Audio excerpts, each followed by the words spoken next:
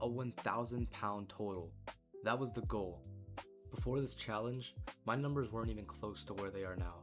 My bench was originally 215 pounds. Then, I ran a Small Love Junior program specifically to bring my bench up, and somehow, I went from 215 to 240 pounds. That's a 25 pound increase. But that happened before this powerlifting challenge. So when I started this challenge, my bench PR was already 240. My squat was still 335, and my deadlift was 385. That gave me 335 plus 240 plus 385, a 960 pound total. So I was 40 pounds away from 1,000. So for the next 50 days, I was going to train specifically for strength to see if I can finally hit that 1,000 pounds that I've been wanting.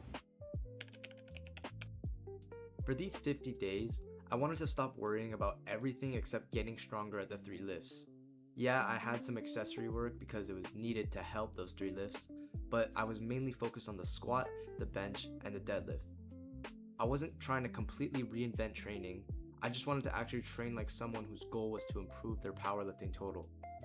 That meant more specificity, more practice with the competition lifts, heavy top sets, back off work, and enough volume to actually make progress without destroying myself. So this is the training split I use.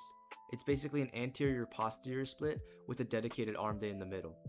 Instead of having a traditional upper-lower split, I separate my training based on the main muscles and movements being trained.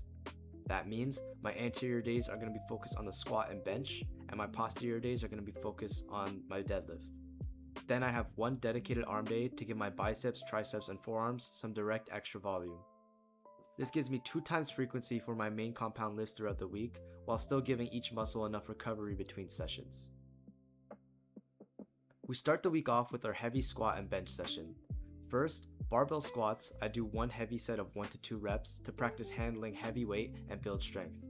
Then I have 2 back off sets of 5 to 8 to get more volume without completely destroying myself. Then Smith squats for 2 sets of 5 to 7 to let me have extra volume for my quads without taxing my body too much. Moving on to bench press, I start with one heavy set of 3 followed by 2 sets of 5. The lower rep ranges are mainly for strength and getting comfortable with heavier loads, while the back off sets give me more quality volume. Then I like to have an incline dumbbell press for 2 sets of 5 to 8 reps, because this gives me extra upper chest volume, and the dumbbells also let me work each side independently. Finally, I like to do dumbbell Y raises for 2 sets of 8 to 12 reps. These help target the most important shoulder muscle group, which is the side delts. Tuesday is the posterior deadlift day. I start deadlifts off with one set of 2 to 3 reps, followed by one set of 4 to 5. The heavy set is focused on strength, while the second set gives me more extra volume without needing a ton of additional sets. Then I like to have weighted pull-ups for 2 sets of 5 to 8. These are my main vertical pulling movements for building my lats and some of my upper back. I have single leg calf raises for 2 sets of 10 to 14, and you could do double leg. I just prefer single leg because it's more time efficient since I don't have to put as many plates on. Then I have leg curls for 2 sets of 5 to 8, which hits your entire hamstring, unlike the deadlifts and Romanian deadlifts that I'll get onto later. And finally, wide rows for 2 sets of 5 to 8, just to have more back volume, and it helps me hit my upper back better. Wednesday is my dedicated arm day. We start off with tricep pushdowns for 2 sets of 6 to 8. They're easy to progressively overload, and they let me train triceps hard without adding too much fatigue. Then I have single arm tricep extensions for 3 sets of 6 to 10.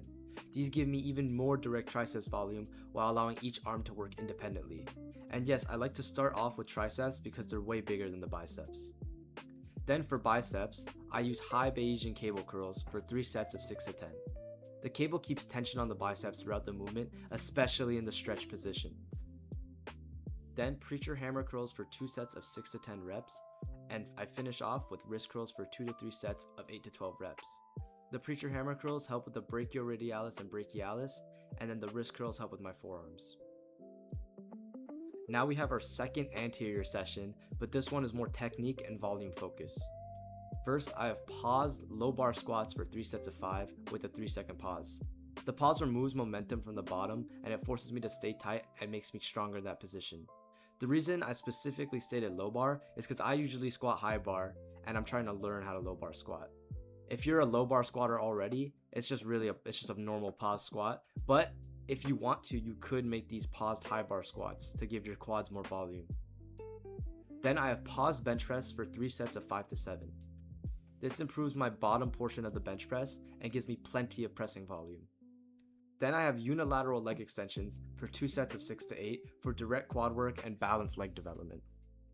Then I have the incline Smith press for 2 sets of 5 to 8 because the stability of this machine lets me focus almost entirely on loading the upper chest. Finally, strict cable lateral raises for 2 to 3 sets of 8 to 12 to directly target the side delt without relying on momentum. Finally, our second posterior session and the last session of the week. Instead of heavy conventional deadlifts, I use Romanian deadlifts for 2 sets of 5 to 7. They give me a controlled hamstring and glute volume without the same fatigue as another heavy deadlift session. Then weighted pull-ups for 2 sets of 3 to 5, and this heavier variation is more focused on building pulling strength rather than building my lats. Next, neutral grip rows for 2 sets of 5 to 8 to add more back thickness from a different pulling angle. Then single leg calf raises again for 2 sets of 6 to 8, allowing me to load the movement of heavier while keeping it controlled. Easy bar curls for 2 sets of 5 to 8 for heavier direct biceps work. And finally, I finish off the workout with cuffed cable rear delt flies for 2 sets of 5 to 8. These are my favorite rear delt exercise that I saw on Instagram, and you just get the best rear delt pump you'll ever feel. If there was one lift I was worried about going into this, it was bench. Because I'd already gotten my huge jump, 215 to 240, and now I wanted even more? I wanted 250.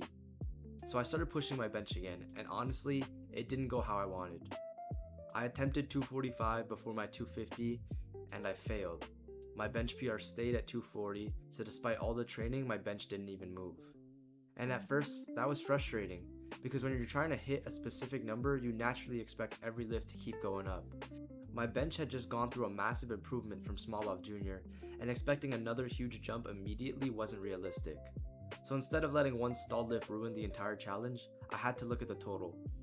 My squat was 335 pounds at the beginning, and I wanted 350. That's only 15 pounds, but when you're talking about a max lift, 15 pounds isn't exactly free. So I kept working, week after week, heavy squats, back off sets, Smith squats, more practice, and eventually, it was time to see if the training had actually worked.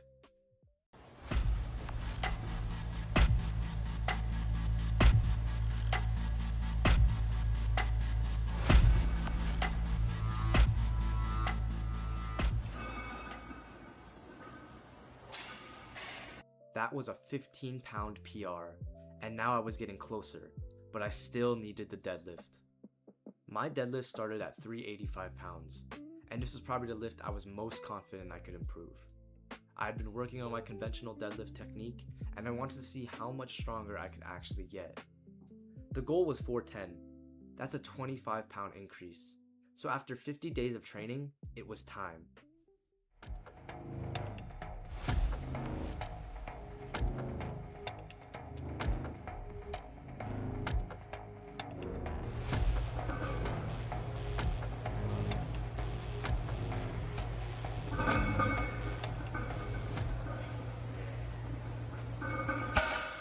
A 25-pound PR. And suddenly, something that looked pretty unlikely at the beginning of the challenge was actually happening. So after 50 days, this is where I ended up. My bench was 240 pounds. There was no change. My squat was 350 pounds, a 15-pound PR, and my deadlift was 410 pounds, a 25-pound PR. So let's do the math. 240 plus 350 plus 410 equals 1,000 pounds. I actually did it. I went from a 960-pound total to an 1,000-pound total. That's 40 pounds added to my total in just 50 days. But honestly, the biggest thing I learned from this wasn't just that I could hit an 1,000-pound total. It was that progress isn't always going to happen evenly. My bench went from 215 to 240 during the Smolov Jr. phase, but then during the 50 days, it didn't move at all. Meanwhile, my squat went up 15 pounds and my deadlift went up 25. So if I had judged this entire challenge based on my bench, I would have thought I wasn't making any progress. But when you look at the entire picture, I added 40 pounds to my total. That's probably one of the biggest lessons I've learned from lifting. You don't need every lift to PR every week. Some lifts will stall, some will move quickly, and some will take months. The important thing is that you're looking at the bigger picture and continuing to improve.